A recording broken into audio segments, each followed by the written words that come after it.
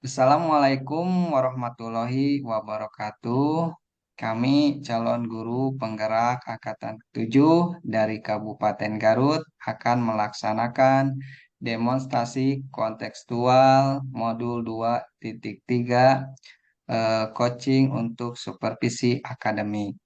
Saya sendiri sebagai observer Denis Herianto, Coach Ai Faridawati dan Coach Ibu Ida Farida.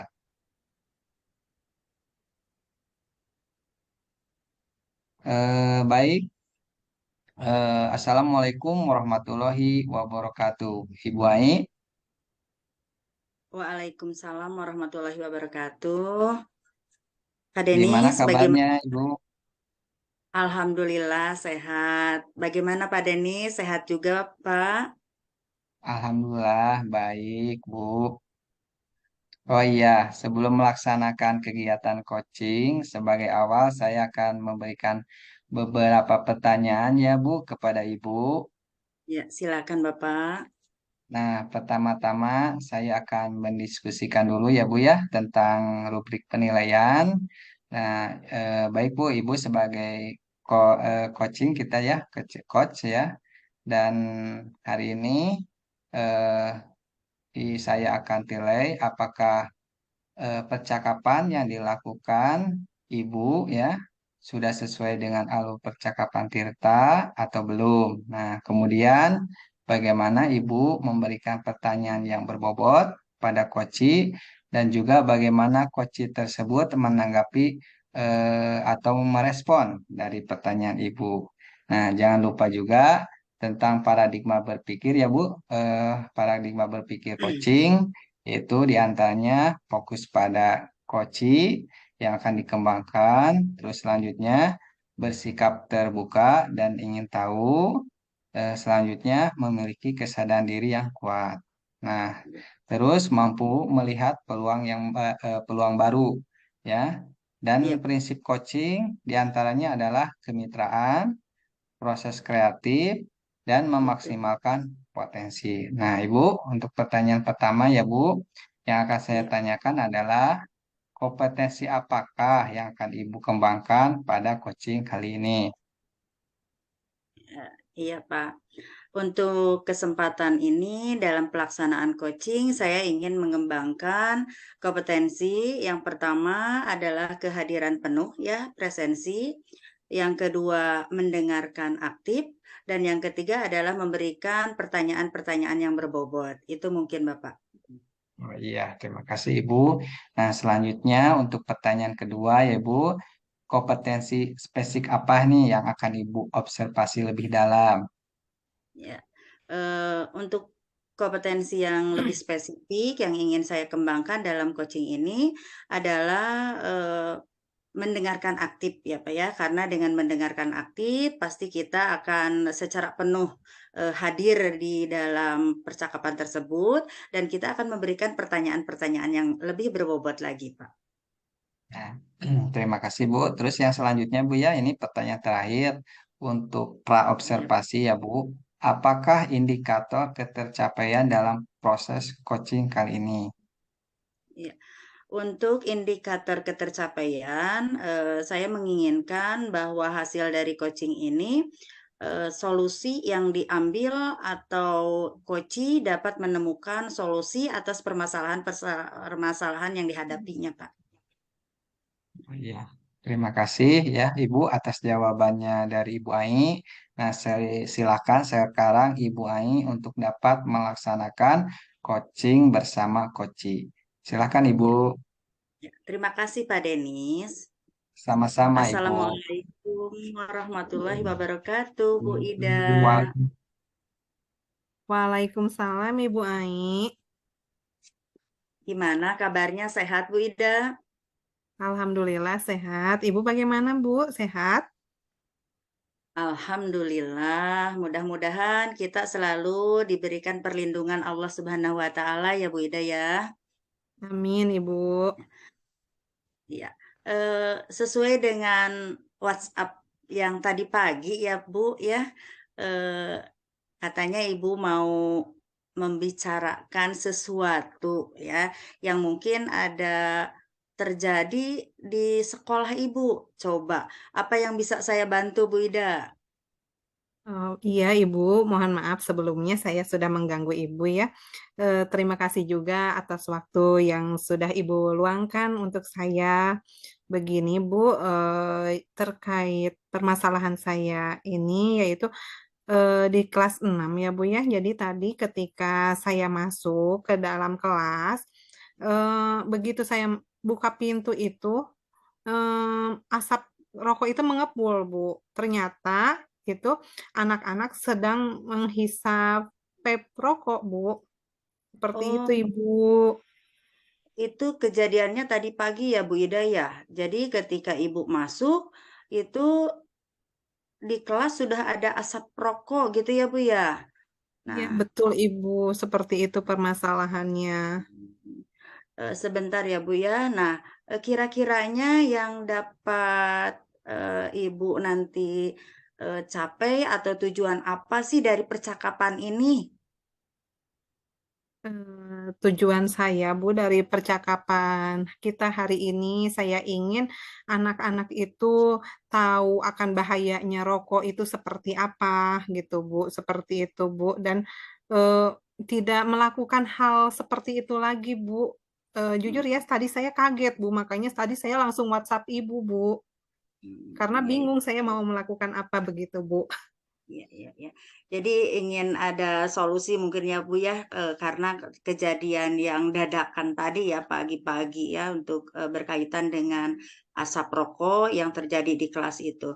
Nah, kira-kiranya eh, Ibu bisa ceritakan kembali gitu ya, yang paling eh, dominan atau yang urgent atau juga mungkin yang lebih detail lagi kejadian tadi pagi itu bagaimana? Jadi Bu, kejadian tadi pagi itu kan di sekolah saya itu biasa pagi hari sebelum masuk ke kelas itu dilaksanakan dulu embun pagi ya Bu ya. Nah, setelah pelaksanaan embun pagi tersebut, anak-anak masuk ke dalam kelas. Saya beri waktu 10 menit supaya anak-anak tersebut di dalam kelas itu mempersiapkan untuk pembelajaran hari ini. Jadi saya belum langsung masuk gitu Bu ya. Nah, begitu saya mau masuk gitu, si pintu itu biasanya itu tidak tertutup ya Bu ya. Nah, pas hari itu tadi pagi pintu itu tertutup dan pas saya buka gitu, saya kaget Bu menemukan anak-anak itu eh, jadi ada asap rokok yang mengepul gitu ya. Menemukan anak-anak itu menghisap rokok itu secara bergantian Bu. Jadi katanya itu eh, rokok tersebut itu ada salah satu anak di kelas 6 tersebut ada yang bawa, Bu. Mungkin anak-anak yang lain merasa penasaran, ingin mencoba gitu ya, Bu, rokok tersebut. Seperti itu, Ibu, kejadiannya. Iya, iya. Ya, ya. Jadi sebetulnya salah satu seorang ya, satu siswa ya yang membawa PEP-nya itu ya. Jadi yang lainnya itu ikut penasaran ya, sehingga mereka semua mengikuti gitu ya, penasaran untuk menghisapnya juga. Nah, kira-kiranya Bu, ini awalnya itu keadaan kelas itu bagaimana sebelum terjadi peristiwa itu, Bu? Sebelum terjadi peristiwa itu ya, Bu ya, pada dasarnya anak kelas 6 itu penurut, Bu, kepada guru tuh. Hanya mungkin mengenai rokok tersebut gitu, anak-anak mungkin belum tahu ya akan bahayanya. Karena selama ini saya kira gitu ya, yang namanya anak SD itu eh, apa tidak mungkin mengenal hal tersebut gitu Bu. Jadi Iya, di betul, sekolah betul. juga belum dikasih tahu akan bahayanya seperti apa gitu ya, seperti itu Bu. Iya, betul sekali. Kalau anak tingkat SD, mungkin ya kita tidak berpikir bahwa mereka itu akan melakukan seperti itu ya. Hanya mungkin ada salah satunya juga yang menjadi apa ya, membuat yang lainnya juga penasaran ya Bu ya. Jadi pada awalnya memang anak itu tidak tahu. Nah, menurut Ibu nih sikap anak yang seperti itu berada di level mana ya? Antara di level berapa gitu? Antara 1 sampai 10 sikap anak yang bersangkutan. Kalau menurut saya sih Bu ya, sikap anak-anak di kelas 6 sekarang itu masih berada di level 6 Bu. Level 6. Nah, gimana nih? Eh, Bisa dinyatakan di level 6 itu bagaimana? Eh, Apa ya Bu ya? Sebetulnya anaknya itu nurut gitu ya Bu ya, Iya, patuh iya akan betul. peraturan. Mungkin kalau untuk masalah rokok ini karena ketidaktahuan mungkin ya Bu. Iya, betul, betul, betul. Seperti itu Ibu. Baiklah, Bu Ida ya. Eh, apa langkah-langkah Ibu ya, langkah-langkah yang mungkin Ibu pikirkan supaya siswa-siswi Ibu itu tidak melakukan lagi menghisap rokok atau lain sebagainya, Bu. Mungkin yang pertama yang akan saya lakukan itu adalah eh, apa ya namanya tuh koordinasi dengan pihak orang tuanya ya Bu ya, terutama Iya, kepada anak yang orang tua yang anaknya membawa rokok tersebut ke sekolah gitu Bu, supaya kejadian itu tidak terjadi lagi dengan pengawasan orang tua di rumah. iya betul ya. Jadi harus ada informasi ya yang disampaikan kepada orang tua bahwa anak yang bersangkutan atau siswa tersebut melakukan hal-hal yang mungkin agak kurang baik ya Bu ya. Nah, selain dari koordinasi dengan orang tua juga ada rencana lain atau apa yang bisa Ibu lakukan di kelas di kelas sebelum keluar rencana-rencana yang lain. Mungkin Bu, kalau untuk di kelas saya sendiri, saya akan memasukkan peraturan atau tentang bahayanya merokok itu ke dalam keyakinan kelas, Bu, supaya anak-anak juga lebih menyadari ya tentang supaya apa merokok itu tidak baik untuk kesehatan. Kemudian melakukan segitiga restitusi kepada anak-anak tersebut, Bu. Iya, betul sekali ya, Bu ya. Jadi yang pertama, Ibu akan lakukan koordinasi dengan orang tua, terus yang kedua Ibu melihat kembali keyakinan kelas ya, walaupun mungkin kemarin tidak terpikirkan bahwa akan ada poin ya, poin yang berkaitan dengan merokok gitu ya di tingkat SD pada keyakinan kelas ya, Bu ya. Dan yang ketiga, Ibu akan melaksanakan restitusi ya, segitiga restitusi. Itu mungkin yang lebih condong ke siswanya itu sendiri ya Bu ya. Ya, betul, Ibu. Kira-kiranya Bu, eh, dalam pelaksanaan gitu ya, dalam pelaksanaan kegiatan Ibu atau rencana-rencana Ibu, ada tidak orang-orang atau yang lainnya yang ikut bekerja sama dengan Ibu untuk menyelesaikan masalah tersebut, Bu? Tentu saja Bu, pastinya dalam penyelesaian masalah ini mungkin saya juga memerlukan koordinasi dengan kepala sekolah ya Bu ya dan Iya, rekan iya. sejawat untuk mensosialisasikan juga Bu akan bahayanya merokok itu tidak hanya di kelas saya saja, mungkin nanti akan dilakukan sosialisasi tentang bahayanya merokok ini untuk seluruh siswa yang ada di sekolah tersebut, Ibu. Iya, iya, betul ya, Bu ya. Jadi Ibu harus berkoordinasi juga ya dengan warga sekolah. Itu yang paling utama karena kalau misalnya kita kerja sendiri ya atau menyelesaikan sendiri mungkin itu bisa selesai hanya sesaat ya, Bu ya. Mungkin dari yang lain ada ide-ide lagi ya untuk penyelesaiannya. Nah, kira-kiranya Bu, ini kapan Ibu akan melaksanakan kegiatan rencana itu supaya supaya dapat selesai ya, Bu ya? Kalau untuk koordinasi dengan pihak orang tua itu segera saya laksanakan, Bu. Mungkin hari ini juga bisa dilaksanakan ya. Kemudian untuk perubahan di penambahan di apa keyakinan kelas gitu itu bisa dilaksanakan hari ini juga dan segitiga restitusi juga bisa hari ini. Kemudian untuk sosialisasi tentang bahaya merokok ini mungkin harus segera saya laksanakan dalam minggu-minggu ini dengan kolaborasi dengan rekan sejawat yang ada di sekolah saya, Bu. Ya. Nah, berkaitan dengan kolaborasi dan pelaksanaan ya Bu ya, ini kira-kiranya ada rencana lain atau ada ide lain ya supaya si anak itu bisa memahami tentang bahaya merokok itu, Bu. Iya Bu, di dalam sosialisasi itu, insya Allah saya mungkin nanti meminta bantuan kepada rekan sejawat saya untuk mengumpulkan materi-materi tentang bahayanya merokok tersebut, yang nanti akan disampaikan kepada anak-anak menggunakan PowerPoint ya Bu ya. Iya, Kemudian eh, video-video bahaya merokok itu seperti apa supaya anak itu lebih memahami dan lebih mengerti Bu. iya. Bagus sekali Bu Ida ya itu dengan ide-idenya ya selain dari koordinasi, sosialisasi juga menampilkan beberapa video atau materi-materi yang apa namanya bisa membuat anak atau memberikan pemahaman ya pengetahuan lebih berkenaan dengan bahaya merokok ya Bu Ida ya. Nah, ini kira-kiranya kapan Bu Ida pelaksanaannya? Apa secepatnya atau bagaimana?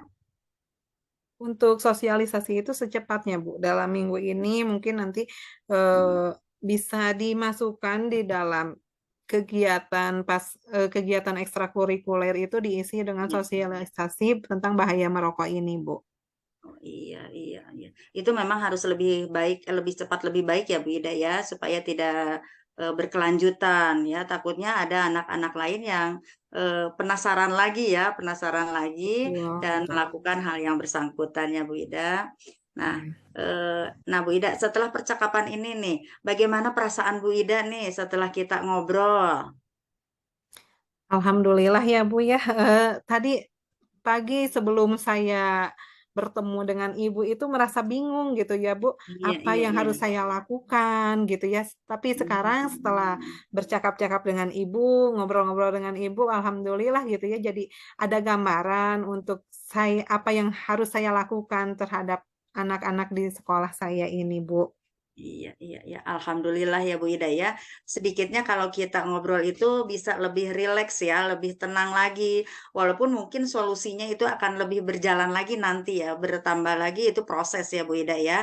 Dan saya yakinkan bahwa Bu Ida pasti bisa ya, karena ada koordinasi juga dengan rekan sejawat, dengan kepala sekolah ya, apalagi dengan orang tua ya yang memang lebih bertanggung jawab terhadap anaknya ya. Baik Bu Ida, mungkin waktu kita hanya sebentar ya Bu Ida ya. Mudah-mudahan setelah Bu Ida melaksanakan rencananya gitu ya, kita bisa bertemu kembali dan saya bisa apa mendengarkan kemajuan atau perubahan-perubahan yang ada hasil dari rencana Bu Ida itu ya. Baik, Ibu, terima kasih, Bu. Ya, sama-sama Bu Ida. Mudah-mudahan kita diberikan kelancaran ya. Terima kasih. Amin. Wassalamualaikum warahmatullahi wabarakatuh. Waalaikumsalam warahmatullahi wabarakatuh.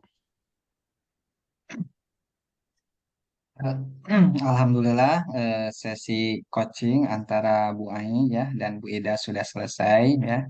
Sebelum penutupan ya Bu Ai, saya akan menanyakan dulu beberapa pertanyaan ya setelah observasi. Yang pertama Bu ya, saya ingin bertanya kepada Ibu, apa saja yang sudah Ibu lakukan pada saat melakukan coaching bersama Koci terkait indikator ketercapaian yang diinginkan? Iya, begini Pak ya, dalam hal ini pada saat saya melakukan coaching terhadap Bu Ida, eh, percakapannya sudah sesuai dengan alur Tirta ya, di mana saya sudah menanyakan apakah tujuan yang ingin dicapai oleh Bu Ida ya sebagai coach ya. Terus lagi saya mengidentifikasi permasalahan-permasalahan yang ada dari data informasi yang ada juga ya dengan menggali permasalahan-permasalahan pada koci, menanyakan juga rencana aksi yang akan dilaksanakannya dan yang terakhir yaitu tanggung jawabnya Pak. Selain itu juga bagaimana caranya koci itu dapat menemukan solusi yang terbaik. Gitu Bapak. Oh, ya begitu ya. Terima kasih Ibu Ai. Nah, saya akan memberikan catatan dulu ya Bu, selama saya mengamati Ibu sebagai coach memberikan apa namanya pertanyaan-pertanyaan ataupun menjawab dan menanggapi dari coach ya Bu. Nah, setelah saya amati ya Bu, saya observasi terhadap proses coaching yang saya telah lihat ya, amati antara Ibu Ai bersama Ibu Ida. Menurut Ya, saya sebagai observer, proses coaching sudah berjalan dengan baik ya, sesuai tadi Ibu Ida sampaikan bahwa alur tirtanya sudah dilaksanakan ya. Terus Muai juga sudah bisa menjadi pendengar yang baik ya, dan juga berusaha memberikan pertanyaan-pertanyaan yang berbobot untuk menggali potensi dari Ibu Ida. Nah, terus juga eh, paradigma dan prinsip coaching juga sudah dapat Ibu lakukan ya. Nah, untuk pertanyaan terakhir nih ya Bu ya, kompetensi ya. apa lagi yang ingin dikembangkan berdasarkan hasil dari coaching yang barusan Ibu lakukan? Ya. Mungkin untuk kompetensi yang ingin saya kembangkan adalah lebih memahami ya, memahami dan mempelajari kembali tentang materi-materi yang berkaitan dengan coaching. Karena kalau kita tidak mengembangkannya, tidak memahaminya, kita tidak akan melaksanakan coaching ini dengan baik dan kemungkinan coach juga tidak menemukan hasil atau menemukan solusi yang terbaik juga. Itu, Pak. Ya, betul sekali Ibu ya. Semoga ke depannya kita juga bisa melaksanakan kegiatan coaching ini dengan lebih baik ya Bu. Amin. Terima kasih, Ya, Bapak. ya. Mungkin demikian Ibu observasi kita hari ini. Semoga dapat bermanfaat ya untuk kita. Saya tutup dengan ucapan hamdalah, alhamdulillahirobbil alamin.